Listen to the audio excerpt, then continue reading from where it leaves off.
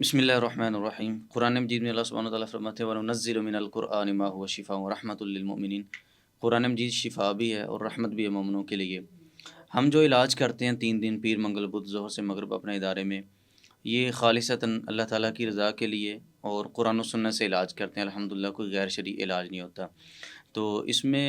زیادہ تر تو جادو جنات کے مریض ہوتے ہیں، جو جادو زدہ مریض ہیں، اور جادو کی وجہ سے بعض اوقات مختلف بیماریاں بھی لگتی ہیں، جس طرح سحر تفریق ہے، سحر امراض ہے، سحر استحاضہ ہے، اور اسی طرح بعض اوقات اسیب زدہ کچھ پیشنٹ بھی ہوتے ہیں جن کو جنات کا مسئلہ ہوتا ہے، جنات چمٹتے ہیں۔ اور کچھ کیسز تو بڑے نارمل ہوتے ہیں کہ عام روٹین میں لوگ آتے ہیں، دم میں بیٹھتے ہیں، اور جیسے ہم رقیہ کرتے ہیں تو اللہ سبحانہ وتعالیٰ ان کو شفا دے دیتے ہیں۔ لیکن کچھ کیسز بہت خطرناک بھی ہوتے ہیں، اور ان میں بعض اوقات ہم بھی حیران ہو جاتے ہیں کہ اتنے اتنے خطرناک جادو اور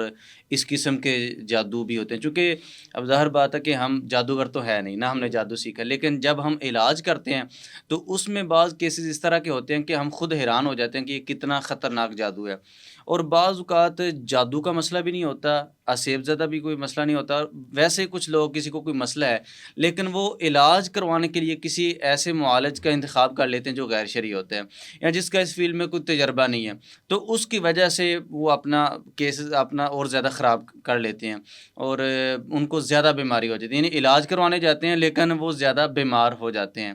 تو آپ ابھی کو پتہ کیسے لگتا ہے کہ اس آدمی پہ جادو ہوا ہے یا اس خاتون پہ جادو جی، ہوا ہے؟ اب شرعی لحاظ سے علماء نے سلف صالحین نے اس کی مختلف علامات لکھی ہیں، جس طرح کہ اگر کوئی جادو زدہ پیشنٹ ہے تو اس کو ڈرونے خواب آنا شروع ہو جاتے ہیں، اور اسی طرح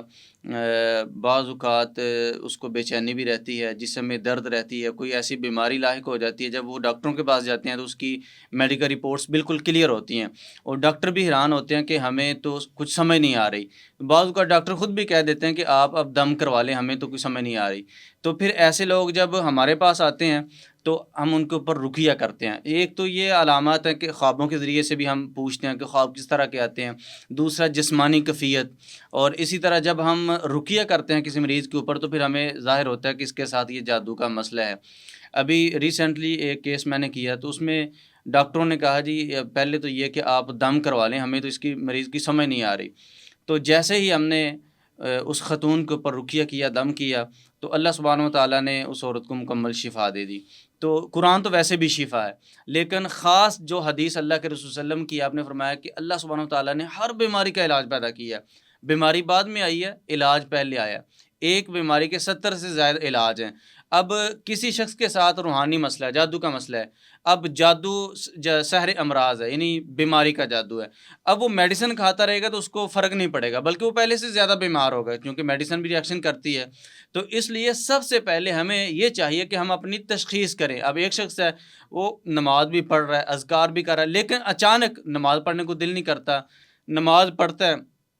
جمائیاں آنا شروع ہو جاتی ہیں، اور بعض اوقات نماز پڑھتا بھول جاتا ہے کہ میں نے پتہ نہیں کتنی رکعتیں پڑھی ہیں۔ یہ ساری علامات، جس طرح کہ ایک صحابی اللہ کے رسول صلی اللہ علیہ وسلم کے پاس آئے، اللہ کے نبی چند دنوں سے نماز پڑھنے کو دل نہیں کر رہا، میں نماز پڑھتا ہوں، نماز میں خشوع خضوع نہیں ہے، نماز میں دل نہیں لگتا، اور ساتھ ہی کہتے ہیں اللہ کے نبی میرے ساتھ ایک شخص نماز پڑھتا ہے، اس کی نماز میں بڑا خشوع خضوع ہے، بڑے اچھے طریقے سے نماز پڑھتا ہے، مجھے رشک آتا ہے اس کی طرف دیکھ کے، میں یہ سمجھتا ہوں کہ میں تو صحیح طریقے سے اللہ کی عبادت نہیں کر رہا۔ تو اللہ کے رسول صلی اللہ علیہ وسلم سمجھ گئے کہ اس کے ساتھ کوئی جناتی مسئلہ ہے، تو آپ نے فرمایا کہ تم نماز میں سورۃ البقرہ کی آخری 2 آیات کو پڑھنا شروع کر دو۔ اب وہ صحابی نے 2 آیات پڑھنی شروع کر دی۔ چند دن کے بعد اللہ کے رسول صلی اللہ علیہ وسلم نے دوبارہ پوچھا بھئی بتاؤ اب کیا کیفیت ہے؟ وہ صحابی کہتے ہیں اللہ کے نبی اب تو نماز میں بھی خشوع خضوع ہے، میں بڑے اچھے طریقے سے اللہ کی عبادت کر رہا ہوں۔